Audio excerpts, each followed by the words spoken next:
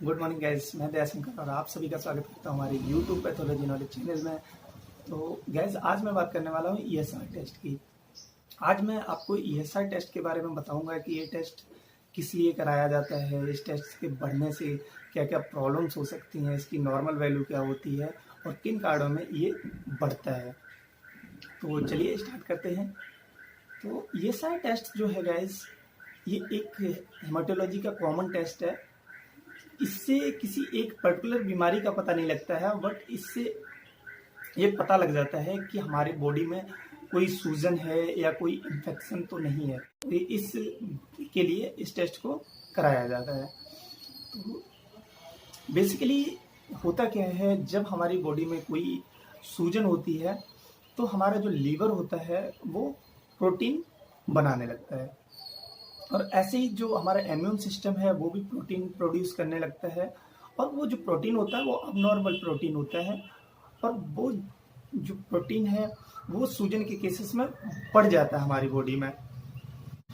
जब वो बढ़ जाता है तो क्या होता है, वो हमारे आरबीसी के साथ चिपक जाता है। ये टेस्ट जब हम करते हैं तो यही देखते हैं कि जो हमारे आरबीसी है वो कितनी जल्दी सेटल डाउन हो रहे हैं, यानी नीचे ब्लड में कितनी जल्दी नीचे बैठ रहे हैं, और उनमें प्रोटीन चिपके होने की वजह से वो बहुत जल्दी नीचे बैठ जाते हैं। तो ये जो है एक ट्यूब में एक ब्लड सैंपल भरते हैं और उसकी 1 घंटे में रीडिंग लेते हैं कि 1 घंटे में कितने आरबीसी नीचे सेटल हो रहे हैं, और ऊपर का जो प्लाज्मा रह जाता है उसी को हम ईएसआर के लिए काउंट करते हैं कि हमारे जो सेडिमेंट है यानी जो मैल है वो कितना है बॉडी में। एक कॉमन भाषा में उसको मैल बोल सकते हैं, बट वो मैल नहीं होता है, वो प्लाज्मा होता है बेसिकली। तो उसको उसकी रीडिंग लेते हैं हम इसमें। वो बेसिकली किन किन कंडीशंस में बढ़ता है वो मैं आपको बता देता हूँ।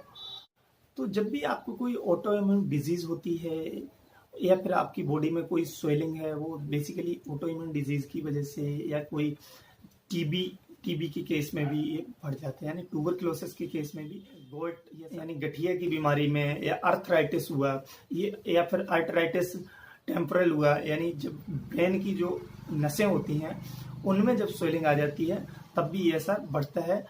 और ऐसे ही दूसरा, अगर आपकी जो वेन्स में, वैसे बॉडी में वेन्स में भी अगर स्वेलिंग आती है तो उन केसेस में भी ये सर बढ़ जाता है। या फिर कोई ल्यूपस की एक बीमारी होती है, स्किन बीमारी होती है ल्यूपस की, तो उसमें भी ये ल्यूपस में भी बढ़ जाता है। कैंसर के केस में भी ये बढ़ जाता है। थायराइड के केस में अर्थराइटिस यानी रूमेटॉइड अर्थराइटिस हुआ, तो इन सब में जो है ईएसआर लेवल बढ़ जाता है। तो अब बात करते हैं कि डॉक्टर कब आपको इस टेस्ट को रिकमेंड कर सकता है, यानी क्या क्या आपको अगर सिम्टम लगते हैं तो डॉक्टर आपको ये टेस्ट रिकमेंड कर सकता है। आपके अगर जोड़ों में दर्द रहता है, हेड में दर्द रहता है यानी हेडेक रहता है, आपको सर दर्द रहता है, और पेल्विस में दर्द रहता है आपके, यानी लोअर एब्डोमेन में आपके में दर्द रहता है, और ऐसे ही आपको अगर कहीं पे जैसे कंधों में दर्द रहता है, गर्दन में दर्द रहता है, तो इन केसेस में भी आपको डॉक्टर रिकमेंड कर सकता है ईएसआर। या फिर कोई आपको टीबी के सिम्टम्स अगर दिखते हैं डॉक्टर को, तो उस केसेस में भी डॉक्टर ईएसआर लिख सकता है। अब बात करते हैं इसके नॉर्मल वैल्यू की। तो इसकी जो नॉर्मल वैल्यू है वो 50 साल से कम उम्र के पेशेंटों में, कम उम्र के लोगों में जो है 0 to 15 होती है, और 50 साल से ज्यादा उम्र के पुरुषों में 0 to 20 होती है। ऐसे ही जो 50 साल से कम की एज की महिलाओं में 0 to 20 होती है, और 50 साल से ज्यादा के महिलाओं में 0 to 30 mm/h होती है।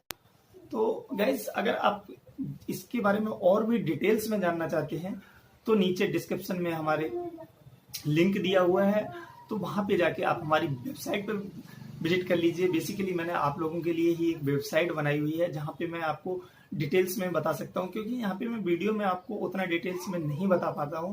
तो वहां पे मैं ब्लॉगिंग करता हूं, और मैं सिर्फ पैथोलॉजी टेस्ट पे ही ब्लॉगिंग करता हूं। वहां पे आप किसी भी टेस्ट के बारे में जाके डिटेल्स में पढ़ सकते हैं, उसकी कंडीशंस पढ़ सकते हैं, उसका सैंपल किस कंडीशंस में देना है, सारी जानकारी आप वहां से ले सकते हैं। और अगर आपका और भी अगर उसमें आपको बेटर नॉलेज नहीं मिलती है, आपका कुछ अगर छूट जाता है, आप जानना चाहते हैं, तो आप मुझे वहाँ से कमेंट भी कर सकते हैं। कॉन्टैक्ट अस में जाके आप डायरेक्ट मुझसे कॉन्टैक्ट कर सकते हैं। अगर आपको भी अपनी कोई रिपोर्ट दिखानी है, आप अपनी रिपोर्ट भी आप वहाँ से मुझे सेंड कर सकते हैं। मैं आपको बेटर सजेशन दे सकता हूँ। तो guys, thank you for watching, have a nice day, love you guys.